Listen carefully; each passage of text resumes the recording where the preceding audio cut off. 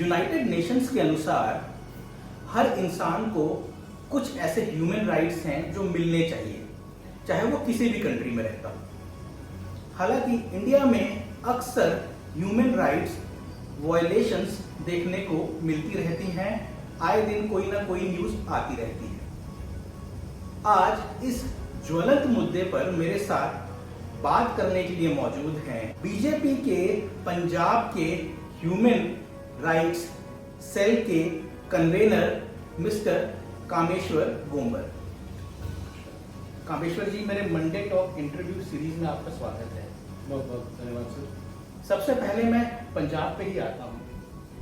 क्या human rights violation Punjab में हैं, और अगर हैं तो कितनी सीरियस है? अनुराग जी, पहले तो मैं आपको बहुत बहुत धन्यवाद देना चाहता हूँ कि आपने ह्यूमन राइट्स जैसे इम्पोर्टेंट मैटर पे बात करने के लिए मुझे बुलाया। त्रासदी ये है कि ह्यूमन राइट्स बेसिक राइट्स हैं हर ह्यूमन बीइंग के, हर इंसान के, हर मानव के जो अधिकार, उन्हें मानव अधिकार ह्यूमन राइट्स कहा जाता है जी। और समस्या ये है कि पंजाब जैसे प्रदेश के अंदर जहां निरंतर ह्यूमन राइट्स के वायलेशंस हमें देखने को मिलती है, वहां ह्यूमन राइट्स की कोई बात नहीं करता है। तो इसलिए मैंने आपको धन्यवाद भी किया कि आपने इसे इम्पोर्टेंट टॉपिक पे बात करने के लिए मुझे बुलाया। पर मैं आपको ये बताऊं कि जहां तक पंजाब का प्रश्न है, क्योंकि मैं पंजाब प्रदेश का मानवाधिकार प्रकोष्ठ भाजपा का संयोजक हूं, तो उस नाते मैं जब से इस कार्यभार को मैंने संभाला है फरवरी 2024 से, उससे लेके अब तक, हम पहले न्यूज सुनते थे, खबरें आती थी, लेकिन अभी इन दिनों के अंदर जब मेरे को ये कार्यभार मिला है तो मेरा देखने का जो नजरिया है, जो मेरा दृष्टिकोण है, वो थोड़ा बदला है। और जब मैं देख पा रहा हूँ पंजाब के अंदर तो मानवाधिकारों का उल्लंघन दिन प्रतिदिन हो रहा है, और कहीं ना कहीं आम आदमी पार्टी की सरकार, मुझे लगता है, शायद सम्मिलित है उन एक्टिविटीज के अंदर जो अगेंस्ट दी ह्यूमन राइट्स हो रही है। बहुत बुरी तरीके से ह्यूमन राइट्स की वायलेशन पंजाब में हो रही है, बहुत टाइम से हो रही है, और अब इस सरकार के आने के बाद वो वायलेशंस बढ़ गई। बीजेपी ह्यूमन राइट्स के लिए पंजाब में किस तरह से काम कर रही है? मैं आपको बताता हूं अनुराग जी, जहां तक प्रश्न है भाजपा का, भाजपा एक ऐसी पार्टी है जो चुनावी पार्टी नहीं है।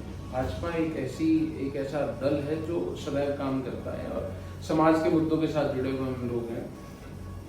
पंजाब की अगर मैं बात करूं तो पंजाब में बीते दिनों जब से मुझे ये कार्यभार सीनियर लीडरशिप के द्वारा सौंपा गया है, उसके बाद से ह्यूमन राइट वायलेशंस हमने बहुत सारी देखी। जैसे संगरूर के अंदर नकली शराब से 21 लोग के आसपास डेथ हो गई, उनकी बहुत लोगों के हॉस्पिटलाइज हुए, उनको अभी तक इंसाफ नहीं मिला। वो एक बहुत बड़ा ह्यूमन राइट वायलेशन था, उसके अगेंस्ट हमने जलंधर के अंदर प्रदर्शन भी किया था और सरकार को जगाने की कोशिश भी की। उसके बाद मैं आपको बताऊं, लुधियाना में, क्योंकि आप एक अच्छे जिम्मेदार जर्नलिस्ट हैं तो आपको भी पता चला होगा, लुधियाना के सिविल हॉस्पिटल में एक जीवित पेशेंट को एक मृत पेशेंट के साथ, एक डेड बॉडी के साथ बेड शेयर करना पड़ा। तो मुझे लगता है कि ह्यूमन राइट्स की वायलेशन इससे ज्यादा क्या हो सकती है। उस मुद्दे को भी हमने उठाया था। नवरात्रों के दौरान नकली कुट्टू के आटे की वजह से कई लोग बीमार पड़े, क्योंकि मैं फाजिलका से आता हूँ, तो फाजिलका जलालाबाद एरिया में भी ऐसे कई केसेस हमें सुनने को मिले। उसके बाबत भी हमने प्रेस इंटरव्यूज भी करी और मुद्दों को उठाया। पटियाला में 10 साल की लड़की मानवी जिसने केक खा करके जिसकी मृत्यु हो गई, उसके ऊपर भी हमने उस मुद्दे को उठाया, उनके परिवार से भी हमने मिलने का प्रयास किया। इसके साथ तरनतारण में एक औरत थी जिसको नग्न अवस्था में दौड़ाया गया, नग्न करके, तो सरकार सो रही थी। लॉ एंड ऑर्डर की जो सिचुएशन है वो दिन ब दिन चरमरा रही है पंजाब सरकार के राज के अंदर। आप देखें कि बैसाखी वाले दिन, जो एक पवित्र दिन माना जाता है, बैसाखी वाले दिन नंगल के अंदर हमारे एक बहुत ही होनहार जो नेता थे, उनका दिन दिहाड़े कत्ल कर दिया जाता है। उसके ऊपर हमने बहुत मुद्दा भी उठाया और हमारे माननीय सुनील जाखड़ जी वहां गए और परिवार को इंसाफ दिलाने की बात भी करी। और परेशानी ये थी कि जब तक भाजपा ने ये मुद्दा नहीं उठाया था तो आम आदमी पार्टी की ये सरकार सो रही थी। उसके बाद आप हाल फिलहाल की बात में अगर आपसे करूं तो 5 जुलाई को लुधियाना के अंदर सरेआम तलवारों से हमला होता है एक हिंदू नेता के ऊपर। वो एक लॉ एंड ऑर्डर की सिचुएशन है, उनके मानव अधिकार कहीं ना कहीं उल्लंघन हो रहा है। सिद्धू मूसावाला की मौत के बारे में हम सब जानते हैं। तो ऐसी लॉ एंड ऑर्डर की सिचुएशन पैदा हो गई है पंजाब के अंदर कि आप जिस दिन भी न्यूज़पेपर उठा लोगे आपको एक ना एक ह्यूमन राइट वायलेशन मिलेगी।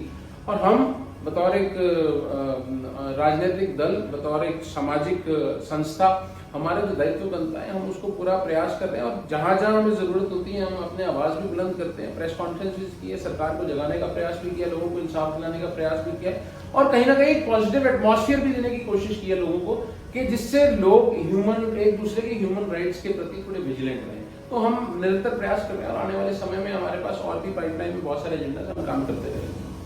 अभी आपने ह्यूमन राइट्स की बात कही जी, आपने कई एग्जाम्पल दिए जी।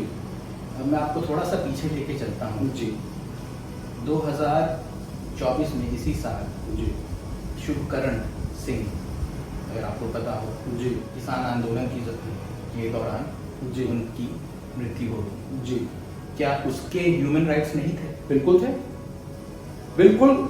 शुभकरण के ह्यूमन राइट्स भी बाकी सबके ह्यूमन राइट्स के बराबर ही थे। और आपने सवाल ये पूछा, बहुत अच्छा किया। आप अगर प्रदेश अध्यक्ष हमारे सुनील जाखड़ जी की अगर पिछली इंटरव्यू सुनेंगे तो आपको पता चलेगा कि सुनील जाखड़ जी ने इस मुद्दे को भी उठाया कि जो शुभकरण की मौत हुई है उसके पीछे कौन है उसका भी पता लगाया जाए।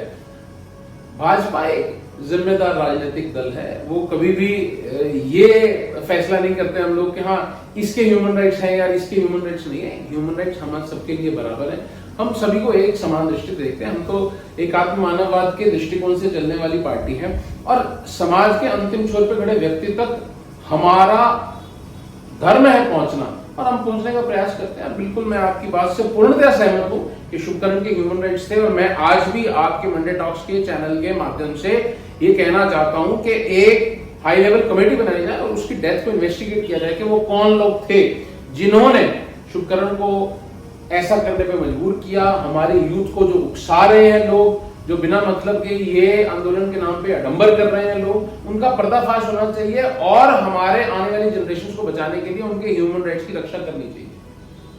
पंजाब में ह्यूमन राइट्स की अगर हम बात करें तो सबसे ज्यादा जो केसेस आते हैं वो किस टाइप के आते हैं? मैं ओवरऑल आपको पंजाब की बात बताऊं तो हर तरह के केसेस ही हम रोज देखते हैं। लॉ एंड ऑर्डर की सिचुएशन बहुत बिगड़ी हुई है और मैं नहीं कहता, कोई भी न्यूज़पेपर उठा लीजिए आपको सब कुछ पता चल जाएगा। अब मैं आपसे एक बात जरूर कहता हूँ कि आपने मुझे ज्यादा कौन से केसेस आते हैं, तो मैं जो नॉर्मली देख पाता हूँ, जैसे लोग मेरे तक अप्रोच करते हैं, हमारे सेल के जो डिस्ट्रिक्ट के कन्वीनर्स हैं उन तक अप्रोच करते हैं, जो हमें पता लगा है तो वो पुलिस एट्रॉसिटीज के केस बहुत सारे आ रहे हैं। कहीं ना कहीं पुलिस को सेंसिटाइज करने की बहुत जरूरत है। तो इस मुद्दे पर हम बहुत जल्दी पंजाब के गवर्नर से एक मीटिंग हम रखने वाले हैं और पुलिस के सेंसिटाइजेशन प्रोग्राम्स स्टार्ट करें। देखिए, दो तरह का सुधार हो सकता है, दो तरह से समाज का काम हो सकता है। एक होता है कि प्रॉब्लम को पहचानना और दूसरा होता है उसका सोल्यूशन करना। तो मैं आपके इस चैनल के माध्यम से भी बता देना चाहता हूं कि हम सिर्फ प्रॉब्लम ओरिएंटेड काम नहीं करते हैं। हमें प्रॉब्लम को पता है, जैसे हमें पता चला कि यार एक प्रॉब्लम है, जैसे ज्यादातर केसेस पुलिस एट्रॉसिटीज के आ रहे हैं, लेकिन उसका सोल्यूशन भी है, पुलिस को सेंसिटाइज करना पड़ेगा। तो सेंसिटाइजेशन प्रोग्राम्स हो सकते हैं, हमारे पुलिस पर्सनल को हम उन प्रोग्राम्स के अंदर शामिल करें और मुझे लगता है बहुत अच्छा एक सिस्टम डेवलप हो जाएगा और एक दूसरे के ह्यूमन राइट्स के प्रति जब एक अवेयरनेस आ जाएगी, मुझे लगता है ह्यूमन राइट वायलेशंस कम हो जाएगी। मेरा आपसे अगला सवाल है कि पंजाब में ह्यूमन राइट्स के ऊपर बीजेपी का एक सेटअप क्या है, वो हमें बताइए। कितने सेल्स हैं, क्या है, कहाँ कहाँ है, मोटा मोटा। और दूसरा, पीड़ित परिवार जी, वो आप तक कैसे पहुंच सकता है? बिल्कुल सही आपने सवाल पूछा मुझसे अनुराग जी। भाजपा बहुत सारे आयाम छू चुकी है पार्टी, हर तरह के प्रोफेशन से लोग जुड़े हुए हैं। हमारे करीबन 32 सेल हैं अलग अलग प्रोफेशन से जुड़े हुए, जैसे आरटीआई सेल है, हमारा अभी लेटेस्ट दिव्यांग सेल भी शायद शुरू होने वाला है, हमारा डीएनटी सेल है, डी नोटिफाइड ट्राइब्स का भी एक सेल है, हमारा व्यापार प्रकोष्ठ भी है, हमारा जो ट्रेड सेल काम करता है, हमारा राइस ग्रोअर्स है, राइस बिजनेस वालों का सेल अलग है, आड़तियों का सेल अलग है। तो इस प्रकार से हर तरह के प्रोफेशन से जुड़े हुए लोग हैं। टीचर्स का सेल अलग है, मेडिकल सेल अलग है, काउ प्रोटेक्शन सेल है। इस तरह से हमारे 32 सेल भाजपा के पंजाब में एक्टिव हैं और हमारे सेल्स के जो इंचार्ज हैं श्री रंजन कामरा जी, वो बहुत अच्छा काम कर रहे हैं। उन्होंने सेल्स को रिवाइव किया है, भाजपा के अंदर एक जान फूकी है सभी सेल्स के अंदर से, और हर एक प्रोफेशन से जुड़े हुए अच्छे लोग चुन करके लाए हैं। और मैं इस बात को बिल्कुल दावे से कह सकता हूं कि जितने भी सेल्स के हमारे कन्वीनर हैं स्टेट्स के, बहुत अच्छा काम कर रहे हैं अपने अपने क्षेत्र में। जहां तक बात रही ह्यूमन राइट सेल की, तो हमारे राजनीतिक दृष्टिकोण से 35 जिले हैं हमारे, वैसे 23 हैं पंजाब में, लेकिन हम 35 जिले हैं। जैसे कि कोई बड़े जिले तो उन्होंने उनको डिवाइड कर रखा है एज पर अवर पॉलिटिकल सिस्टम। तो उसके अंदर क्या है कि हमने अपने हर सेल का एक कन्वीनर हर डिस्ट्रिक्ट में बनाया हुआ है। तो जैसे 35 डिस्ट्रिक्ट हैं हमारे, तो 35 डिस्ट्रिक्ट कन्वीनर्स हमारे हैं जो डिस्ट्रिक्ट का अपना काम देख रहे हैं। उसी प्रकार से वो डिस्ट्रिक्ट के अंदर एक कन्वीनर है, उसके बाद 3 से 4 को कन्वीनर्स हैं, उनके बाद एग्जीक्यूटिव मेंबर्स हैं। तो 11 लोगों से की कम टीम है। तो आज की डेट में मैं अगर बात करूं तो मेरे 35 के 35 जो कन्वीनर्स हैं वो अपॉइंट हो चुके हैं, और 18 या 19 टीम्स डिस्ट्रिक्ट्स की जो हैं वो फुल्ली फंक्शनल हैं, जो काम कर रही हैं, और इसका विस्तार आगे भी हो चुका है, मंडल लेवल पे भी हम जा रहे हैं। तो हमारा जो प्रयास है कि हर सेल की जो फंक्शनिंग है वो नीचे के लेवल तक जाए। मैंने आपको आगे भी कहा कि मैं एक हमेशा वाक्य बोलता हूँ कि हमारा ध्येय अंत्योदय का हमारा प्रिंसिपल है कि समाज में अंतिम छोर के व्यक्ति तक पहुंचना, उस तक लाभ को पहुंचाना, उसका काम करना। तो हम उसी दिशा को लेकर के चल रहे हैं। और जहां तक पीड़ित परिवारों का सवाल है, तो हमारा एक फेसबुक पेज है BJP human rights cell Punjab का। आप वहां पे कोई भी अगर पीड़ित परिवार है, ह्यूमन राइट्स की वायलेशन अगर पंजाब में आपको कहीं कोई इन्फॉर्मेशन मिलती है, तो वो आप डायरेक्टली हमें उस फेसबुक पेज पे शेयर कर सकते हैं। हमारा इंस्टाग्राम पे भी पेज है, क्योंकि आजकल सोशल मीडिया का जमाना है। बाकी आप मुझे भी अगर स्क्रॉल करेंगे कामेश्वर गुंबर मेरे नाम की कोई प्रोफाइल मिल जाते तो आप मुझे एक मैसेज कर दीजिए। नहीं तो हमारे जो डिस्ट्रिक्ट के कन्वीनर्स हैं बहुत एक्टिव हैं अपने अपने क्षेत्र के अंदर। वो हर क्षेत्र में आप किसी भी बीजेपी वर्कर से पूछेंगे तो वो आपको बता देगा कि ह्यूमन राइट्स का काम ये वाला आदमी कर रहे हैं, या ये व्यक्ति हैं जो ह्यूमन राइट्स के इंचार्ज हैं। तो आप किसी भी डिस्ट्रिक्ट कन्वीनर के पास पहुंच जाएं, अगर आप उनको कोई भी समस्या बताएंगे तो उसका निदान जहां तक हम प्रयास करेंगे, हम कर सकेंगे, हम जरूर करेंगे।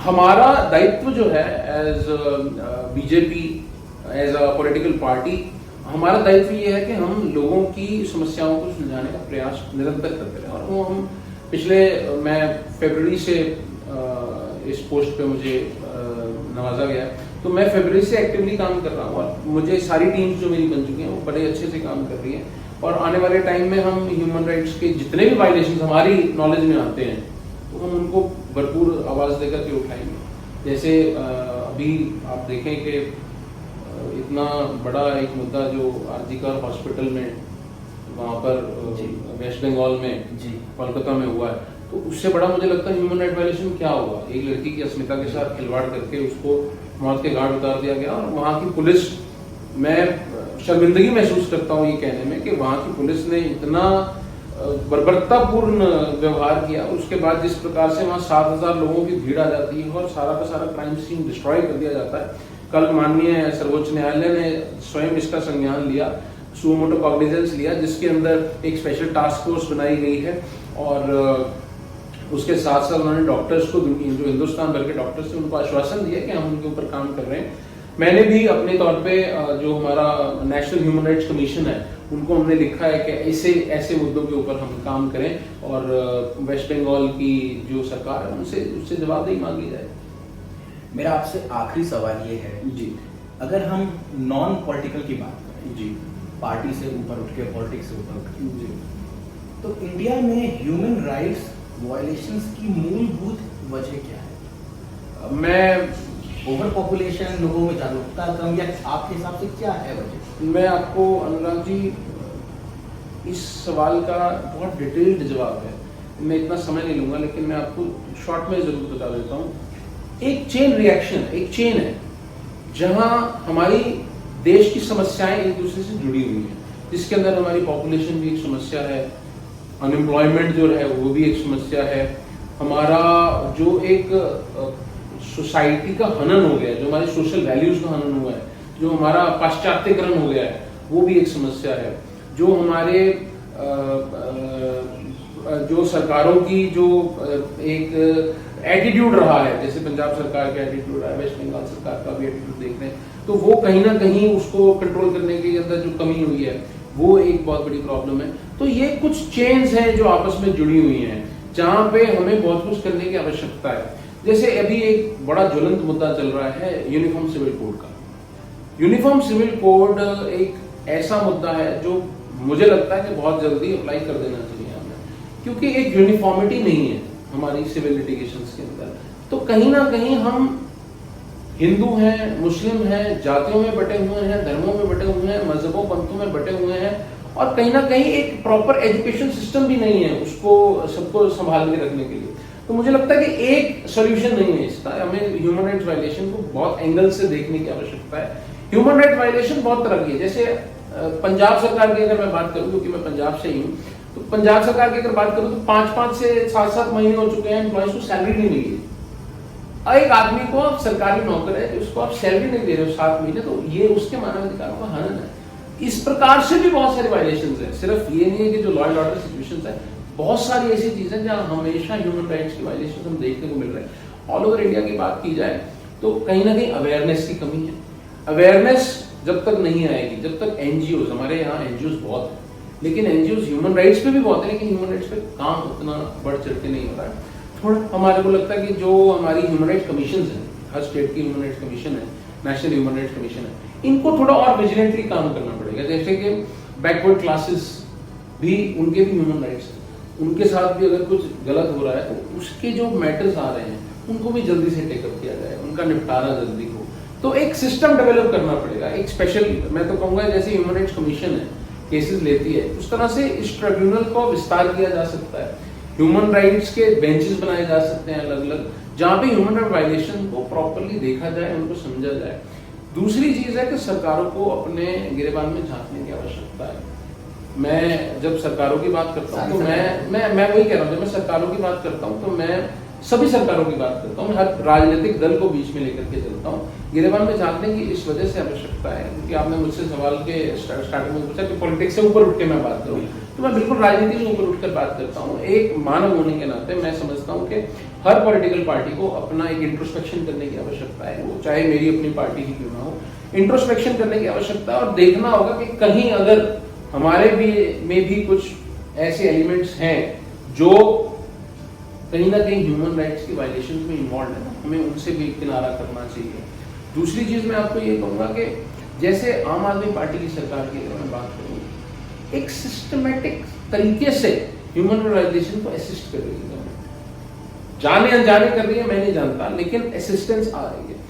आपका फेलियर टू कंट्रोल इटसेल्फ, ये भी अपने आप में एक बहुत बड़ी प्रॉब्लम है। तो कहीं ना कहीं मुझे लगता है इंट्रोस्पेक्शन की जरूरत है हर किसी को 10% है तो किसी को 50% है, किसी को 100% है। इंट्रोस्पेक्शन करने आवश्यक है।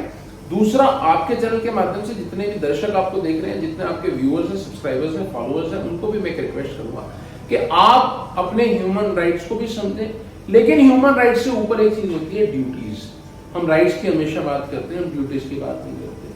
आप ये समझे कि मेरा अगर ह्यूमन राइट है तो सामने वाले का भी ह्यूमन राइट है, हमें वो समझना होगा, हमें वो लिमिट देखनी होगी कि हम कहीं ओवरलैप तो नहीं करते। फॉर एग्जाम्पल मैं आपको मैं समझो गजल प्रेमी हूँ, मुझे गजल सुनना पसंद है, अगर मैं ये कहूँ तो मैं बहुत ऊंची लाउड स्पीकर में उसको गजल को सुन रहा हूँ, तो मैं कहूंगा भाई मेरा मानवाधिकार है, मेरा मन है, मैं सुन रहा हूँ उसको। लेकिन अगर मैं पड़ोसी को दुखी कर रहा हूँ, वो गजल नहीं सुनना चाह रहा है, वो बीमार है, उसको शोर से एलर्जी है, तो भाई उसके भी ह्यूमन राइट्स हैं। तो हमें सिर्फ अपने राइट्स का ढिंढोरा नहीं पीटना है, हमें अपनी ड्यूटीज को भी समझना है, हमें अपनी लिमिट्स को भी समझना है, और कहीं ना कहीं जो राइट्स हैं एक दूसरे के राइट्स को ऑनर भी करना है। तभी मुझे लगता है कि जब हम लोग मिलकर एक कलेक्टिव एफर्ट डालेंगे तो शायद ह्यूमन राइट्स वायलेशंस कम आएंगी।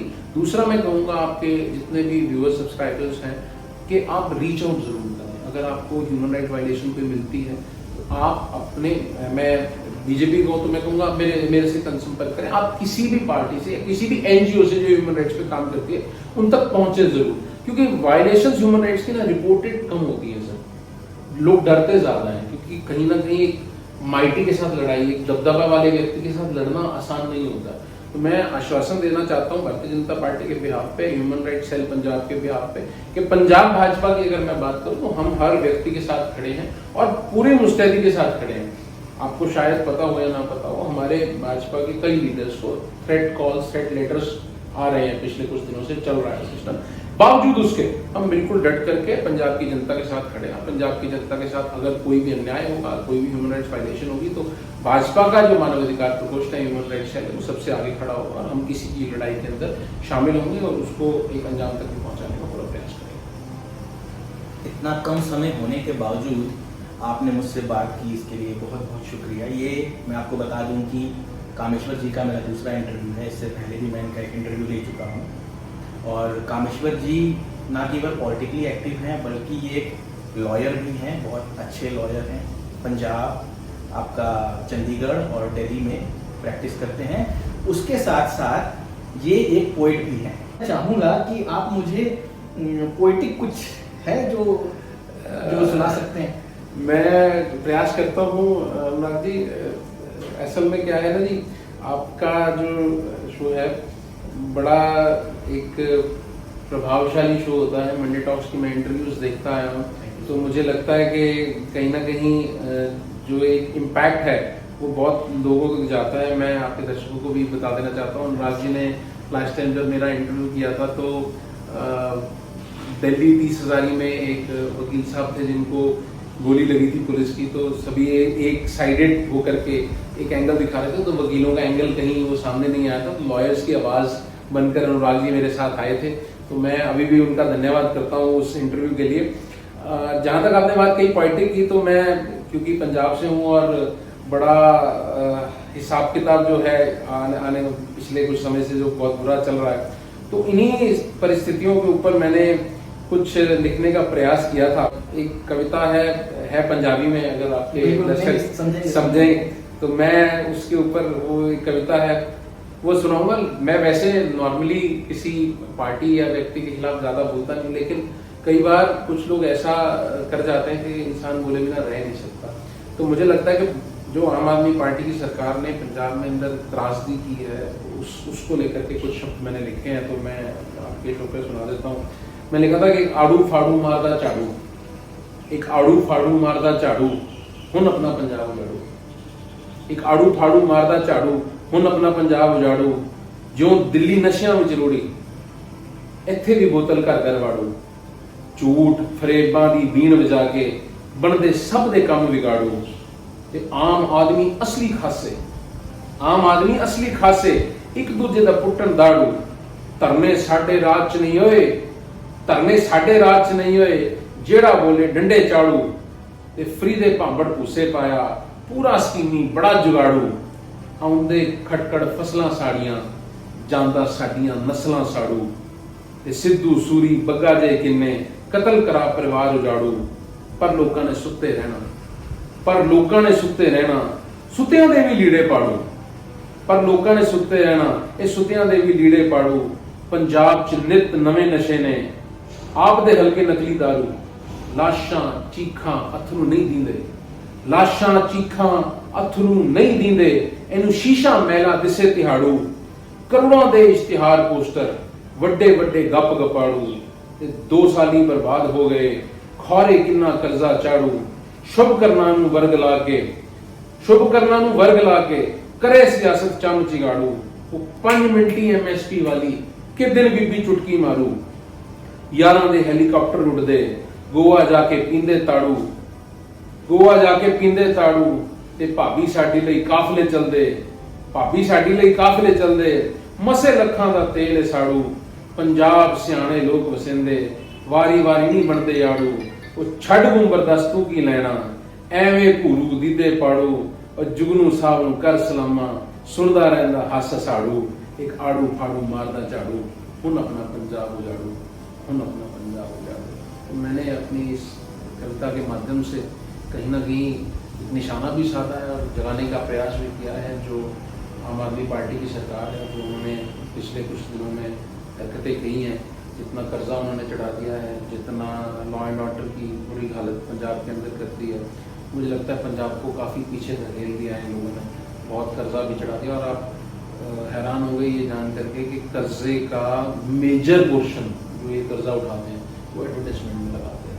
ये बहुत शर्मनाक बात है कि जो लोग जो नया बच्चा पैदा हो रहा है उसके ऊपर लाखों करोड़ों का कर्जा चढ़ा रहे होते हैं आपके अंदर, तो जो केजरीवाल जी कहा करते थे कि हमारे पास सारा इंतज़ाम हो चुका है, वो भी कहीं नहीं है। तो ह्यूमन राइट वायलेशन ये भी अपने आप में बहुत बड़ी है। तो आप हर पंजाब के निवासी के ऊपर एक बहुत बड़ा कर्जा चढ़ा रहे हैं।